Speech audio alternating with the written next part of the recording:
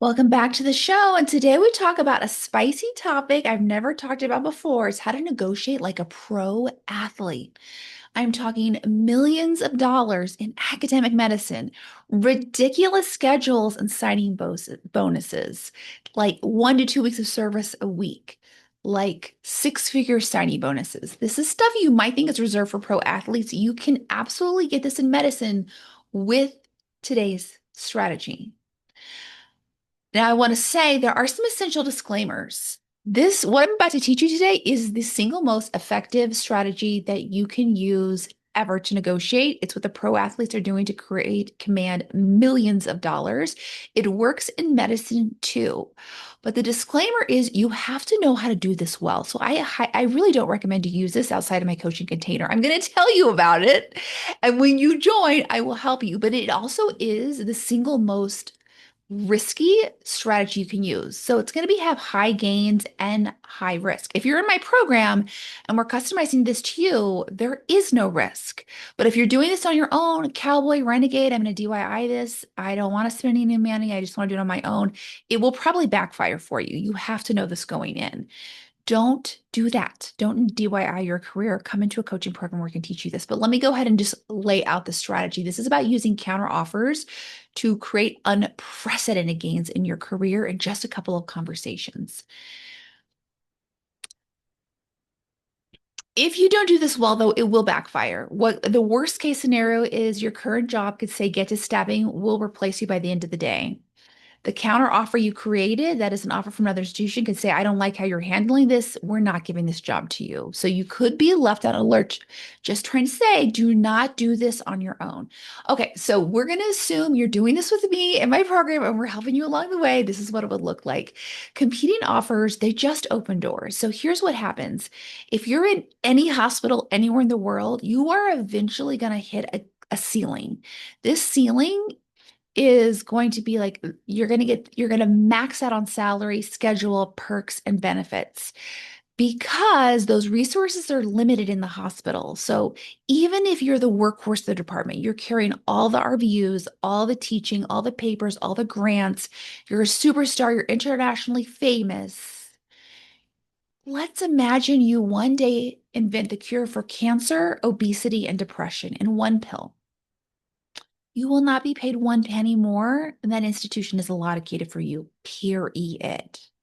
You have hit against a glass ceiling. And this is not meaning that your boss is terrible, your job is terrible, you're terrible. Not at all. It's just how it works in medicine. This is why you need to have the pro athlete strategy because the reality is your boss's hands are going to be tied by hospital institutional policy until you show up with a counter offer. The moment you show up with a counter offer, policy goes out the window, and now they just get to compete based on what you brought in.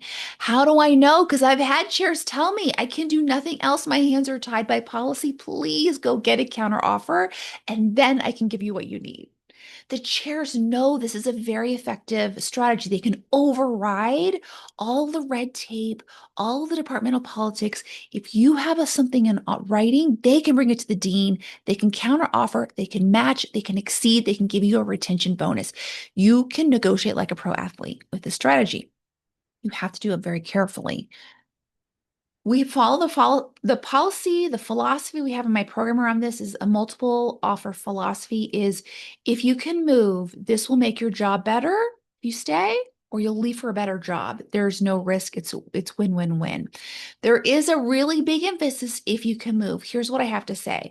Of course, all of you can move. And if you're talking to the audio podcast, I can't move, but I can't move, but I can't move. It's because you don't have a coach. Everybody can move. No one is forced to stay. But some of you may want to stay, and that's not a problem. You just follow a different negotiating strategy. For example, if you just built a custom home that you love, your kids adore, it's your dream home, all of your family's in the city, your husband has a job, you guys are carpooling, you're working together. Of course, you're not going to want to leave this job. The smartest thing is to make this job better on the ground. And we have strategy for that for sure. But you cannot enter this pro athlete negotiation if you're not willing to move. So I'm going to assume you're willing to move. How do you get to be willing to move? You have a coach who helps you with this. Okay. So we can help you get to this place because this ability I can move is a thought that you can just decide to have. Everybody can move. And I'm going to give you, when I tell you my story of how I negotiate like a pro athlete, I'll show you how I work through it for myself because I get that it's there, but it's also optional. What we believe in my program is that if you are is that this philosophy works if you execute it as we suggest and with our processes you move for better or you stay for better, but either way everything gets better. I will say I've had people try to DIY it who are like, I'm just going to do this all on my own, and they had a disaster outcome because they didn't follow the policy. They just took like a 15-minute podcast and tried to create millions of dollars, and they didn't have the whole process, and it was a disaster. So don't do that. Don't DIY yourself to death. Listen to this. If this is something interesting, join my program and we can help you through this. Here's a strategy. You're going to first sit down and write what are your major goals and values. And this is where you're going to need a coach because most people, when they sit down, they're going to regurgitate everything their boss wants, what their husband thinks is best, what their parents thought of them, what their 25-year-old version of medical school thought their career would be. They're going to use their values against themselves. And so this is where you need a coach, someone outside of your brain to help you. And we have a process called the Success Joy Matrix that solves all of this for you. Briefly, you're just here's what I'll say you can do right now for today is you're going to think, what is my ideal day? What would I be so excited to go to work for? What would that job look like? What are the parts of the job that I am lit up by? That is going to be my value. And so for some of you, that's going to be resident education. For others of you, it's going to be running a clinically excellent division. Others of you, you don't want anything to do with leadership. You just want to be clinically excellent. Others of you, it's going to be research and grants and lab and science. Whatever it is, it's uniquely perfect in yours. Write that down. What most people do is they have no idea because they have so many layers of shoulds in society and their boss told them. And oh, yeah, when I was 20 years old in medical school, I decided this. And they use that to steer their career. No wonder their career feels very suffocating because it's not designed for them. So have a coach, figure out what these things are. So now you've written it down, you have your goals and your values.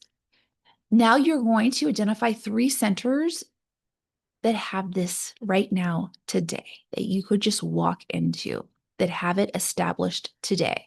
It is so much easier to go to a center that already has this in place, walk into it, than it is to try to cobble it together from a center that is just not possible.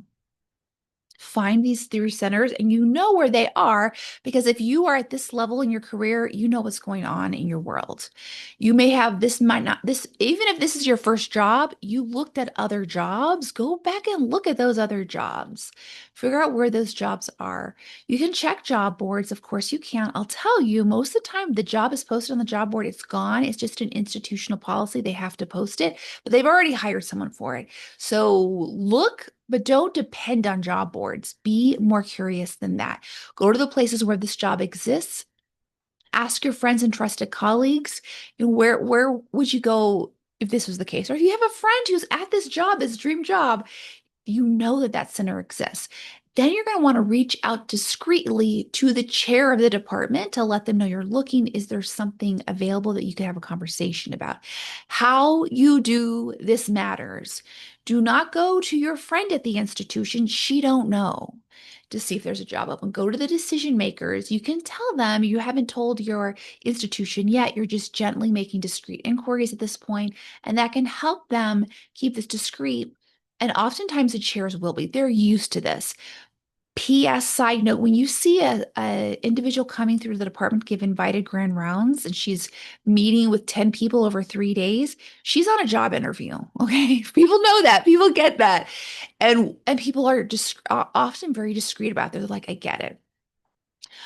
Having said that, when you get in front of the department of 100 people to give a grand rounds, the chair you're talking to might be very discreet. Doesn't mean everybody else in the room is. So in our program, we have a process for keeping this discreet so that you are in control of this narrative and also know you can't 100% be in control. And that's okay if you have a process, which we help you through.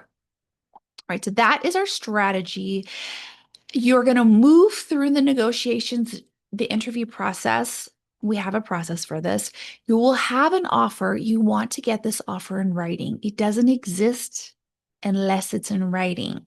So you'll need to get this in writing. Some chairs are very open about it. They're like, we're going to, because they know they're giving you a good deal. They're like, we're going to get you this an offer by the end of the week. You'll have something to think about. And some shares are resistant to it. They're like, I don't want to put anything in writing if you're going to use it as a counter offer and you're going to use it against me. So people just know the chairs are humans. They have human brains. They don't have coaches, and it's okay. You can still ask for it to be in writing. We have a process for this, but you do need to get it in writing. So you know, even if you go there or not, you want to see what's in writing, and it's okay to sit through the discomfort of I'm going to need to see this in writing. Something that I recommend clients do is I'm going to be moving my spouse across the country. I can't do it on a verbal process. I'm going to have to need it in writing. What this signals to the chair is that you are serious, you are thoughtful, and you know what you're doing. You want your chair to know who's coming to the table. You don't want your chair to think from the jump, oh, she doesn't know what she's doing. She's going to take a verbal promise and build all her dreams off and move her family across the country. No, no, no. You don't want them thinking you're dealing with a junior person. You want them to think they are dealing with a businesswoman. So you're going to get this in writing. How you share this with your current boss matters. This is where everything can where I see it fall apart when people try to do this on your own. We have a process in how we're going to work you through this, but here is the overall philosophy of this is honesty, respect, integrity, value for relationships is what leads. Do not listen to bro marketing cultures that like pit this person against this person. That's not what works. That will backfire every time. Relationships are fragile and important.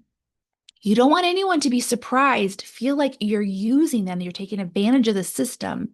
You don't want your options to evaporate. So, how you share this matters. And oftentimes, this will be different on every person, every situation is unique. But one person I helped recently is the chair said, we can't do anything more for you. We want you to be paid more. We can't do anything more. I need a counter offer. So in this institution, what we did is we talked to the current boss from the jump. We let her know, hey, listen, we want to stay. We're going to take your advice. We're going to go create other counter offers. I'm going to keep you up to date at every step because I need you to know my priority is to stay and to help you and to partner with you here. There will be no surprises. We were able to command over $100,000 raise for her and her spouse. We were able to create a 5, 6 figure signing bonus, a retention bonus, a beautiful schedule by keeping her chair on the loop from the jump. I do not recommend that for everyone. If you're with a terrible boss, you definitely want to leave. You don't want to give them headway because the wrong boss with this information will punish you, will use your schedule against you, will try to force you out so you have no option to have counter offers. So how you do this matters. Please do not do this on your own. All right, I'm going to share with you my story of how I use this personally on my own. And the first job I was in for 8 years, and my husband also had an academic job, and we thought, my real thought, this is where I'm like, I'm going to go back to the beginning of the show where I said, if you think you can't move, I got news for you. You just don't have a coach. You absolutely can. Because that was me. I was like, oh my gosh, I can't move. I've got these two tiny kids. I need a family-friendly city. What I was like, there's no other city in the whole world. I really believe this. I hear how ridiculous it sounds. And some of you are going to be thinking this too, saying there's no other city in the whole world where two people can have academic jobs in a family-friendly city that's affordable. So I just kept seeing my job depreciate every year. I knew on year 3 something was wrong with this job. And I just kept seeing my job depreciate because I hit that ceiling really quickly. Within 3 years, I was starting to be paid less. Even though I was contributing way more, I was a superstar in the department. Everything was depreciating because we had hit the ceiling of what this institution could provide. And I think it actually mentally affected me. I'm being honest, I think I was in a depression around this time. And I sat in this depression for years, and I had a therapist. I was doing all the things. And if you looked at me, you'd be like, "Oh, she's doing great. She's such an she must love her career. Her boss is so nice." You would have thought all the things were going well, and it wasn't. It was breaking down at the seams.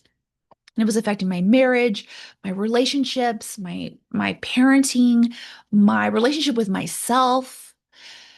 It was a really, really painful time. And I remember waking up one day and I was like, what's the worst that could happen? I mean, really, isn't this the worst that could happen? Aren't I circling the drain right now? Like, what really could be worse? I asked myself that. What's really at stake if I go and just see what's out there? And that's where I got to this core philosophy. Oh, nothing is at stake. I'm willing to move for better. I'm willing to stay for better. Either way, this job is going to get better a couple conversations. And then I was able to negotiate like a pro athlete. I realized what were my values. I want to stay in an academic center. Both me and my husband did. It had to be family friendly. It had to be in a city where we could all thrive, that had lots of opportunities. And I could easily think of three jobs because this was my first job, but I had interviewed and I knew, like you, I knew where the good jobs were. So I had a very short list of probably about three places. I sent some emails out. Hey, I'm looking for jobs, keeping this discreet. Is there something? Is there a conversation we could have? I'll just tell you that over the course of a couple of weeks, I created three better jobs in just a couple of conversations over just a couple of weeks. I didn't even have to interview at all these places. Like job offers were coming in over the conversations. Now I did go because I wanted to see what the real estate, spend a day with a real estate agent, see what the house would look like, what the schools were like, meet people. But the job offers came in writing over conversations. I ultimately left for a job that promised me 20 weeks of service a year, a raise, dream schedule, dream colleagues, dream vacation center, like dream vacation city, Denver, Colorado, for me and my husband. It's insane what we came up with. But we only got there because I followed this negotiate like a pro athlete process. I only was able to invent and follow this process because I believe better always exists. There's always a possibility of making this job better or creating a dream job out of thin air somewhere else. I gave myself permission to be willing to look, and I made myself successful in either scenario. I was either going to use this information to make my job better or I was leaving for better, but there was nothing at risk here. I was only going for better.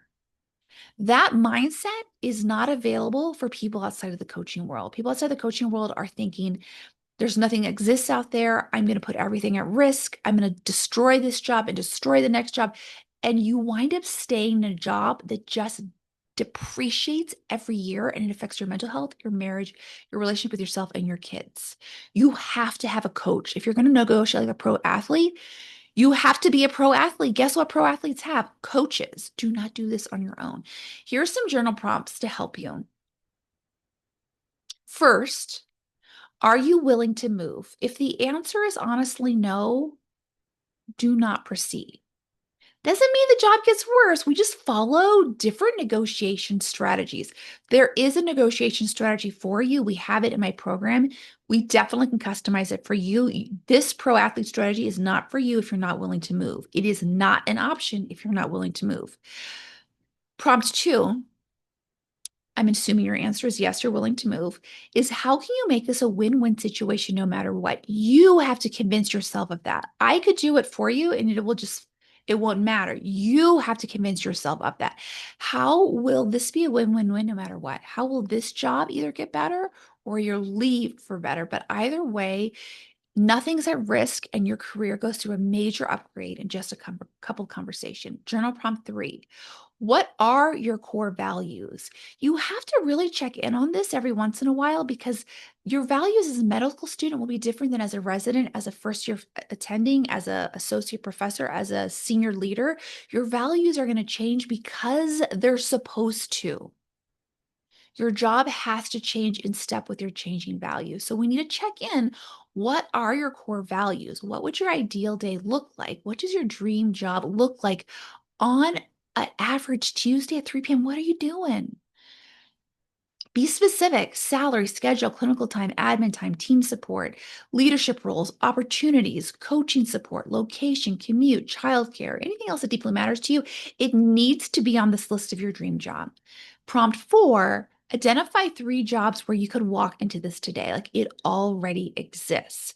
Query your trusted friends. Remember what you did when you looked on the job board. Where are your happy friends? Figure out where those places are. Know the job boards are going to be your least helpful because those jobs are generally gone the moment they're posted.